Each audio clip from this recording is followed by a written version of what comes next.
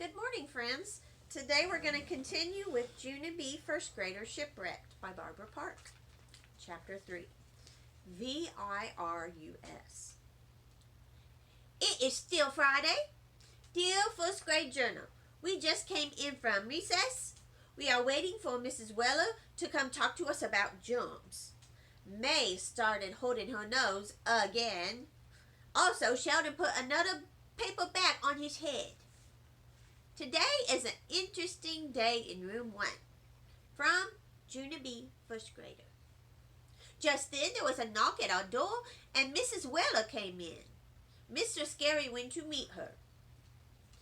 Mrs. Weller, I'm so glad you could come back, he said. Room 1 is still worried about what happened to Roger this morning, and we need some advice about how to stay healthy. Mrs. Weller's eyes glanced over to Sheldon's baghead. Mr. Scary's eyes glanced there too. Some of us are more worried than others, he said. Mrs. Weller went to the board and she printed some big letters. V-I-R-U-S. Virus, she said. These letters spell out the word virus, children. Have any of you ever heard of the word virus before? Lucille jumped right up. I have, she said, excited. My Nana grows viruses all over the place. You should see our house, nurse. Sometimes they have fresh viruses in every single room almost. For a second, Mrs. Weller's face went funny. Then all of a sudden, a light bulb came up in her head, I think. Oh, I think you mean irises, Lucille, she said. Irises are very beautiful flowers, aren't they?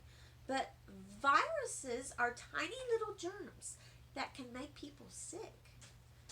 Lucille started fluffing her hair, very embarrassed. Then she fluffed and fluffed and fluffed. Finally, she stopped and she sat down again. Mrs. Weller kept talking. Boys and girls, there's a stomach virus going around school, and I'm guessing that your classmate Roger has caught it now too. May nodded her head and pointed at herself. That's why I'm holding my nose, she said. See me, Miss Weller? I'm being smart by not breathing that germy air. Mrs. Weller looked kind of puzzled. Yes, but you're still breathing, May, she explained. The air is simply going in your mouth instead of in your nose. May looked shocked at that comment. Mrs. Weller smiled. I'm sorry, dear, but I'm afraid it just doesn't help to hold your nose, she said. In fact, one of the easiest ways to catch a virus is to touch your nose with your germy hands. May didn't move a muscle. She just kept on sitting there looking surprised. Finally, I leaned over and tapped on her. I think that means you, Nose Squisher, I said. Liddy and Herbert laughed real loud. They enjoy my humor. After that, Miss Weller printed 4 rules on the board on how to stay healthy. Rule 1. Do not share straws or glasses or forks or spoons. Rule 2. Do not share food or drinks. Rule 3. Keep your hands away from your mouth, your eyes, and your nose. Rule 4. Wash your hands often with soap and water. She put down the chalk and she glanced over at Sheldon again. Oh, and I'm sorry to have to tell you this, but you can't really hide from germs either, she said. So, for those wearing paper bags on their heads, there are probably thousands of germs in there with you. For a second, Sheldon sat very still as a statue. Then, all of a sudden, he shouted real loud, "Ah!" And he quick pulled off the bag. Then he zoomed straight to the sink, and he washed his hands and his face with soap, plus also Plus, he washed his arms and his legs with the paper towels. After that, he took his shoes to wash his feet. Mr. Scary said no. We're not doing a full body scrub, son, he said. Your face and your hands are enough. Sheldon looked very upset.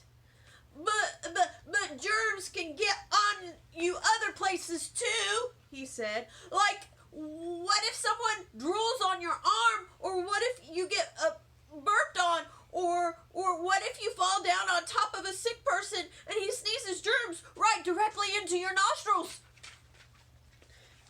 Mr. Scary rolled his eyes. Come on, Sheldon. Now, you're being very silly, he said.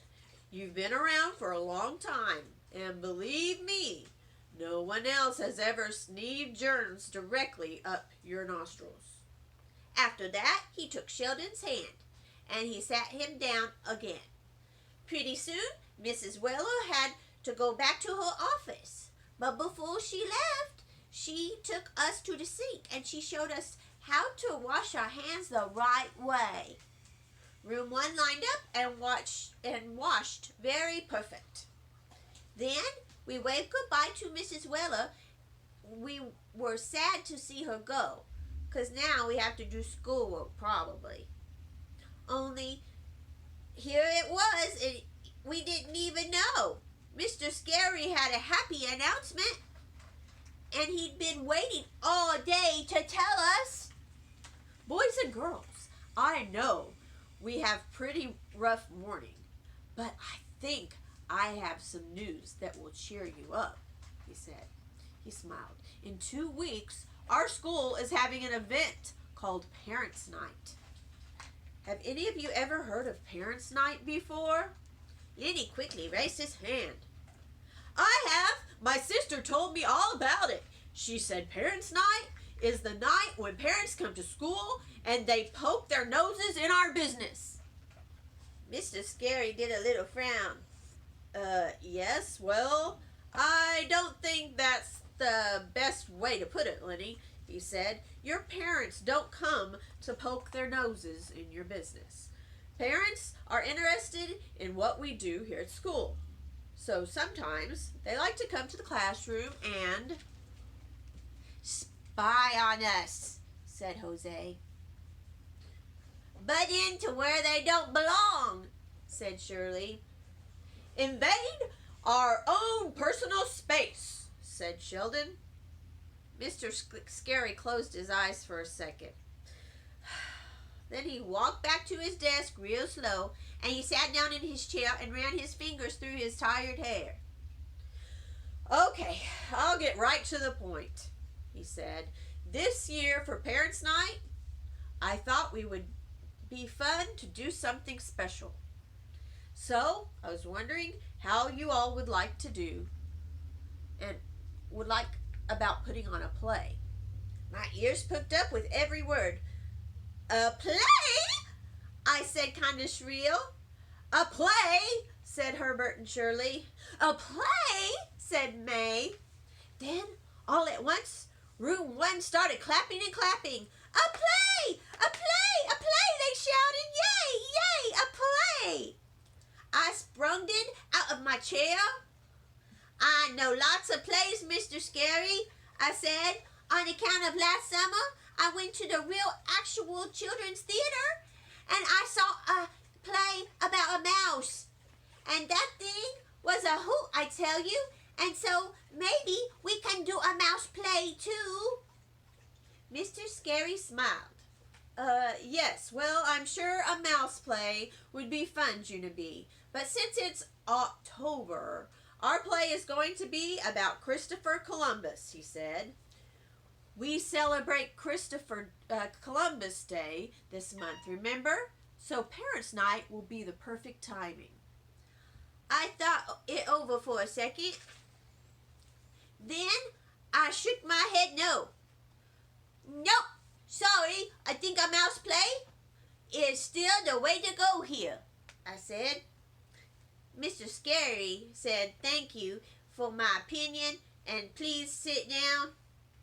I tapped my foot kind of annoyed. Then I glanced my eyes around the room.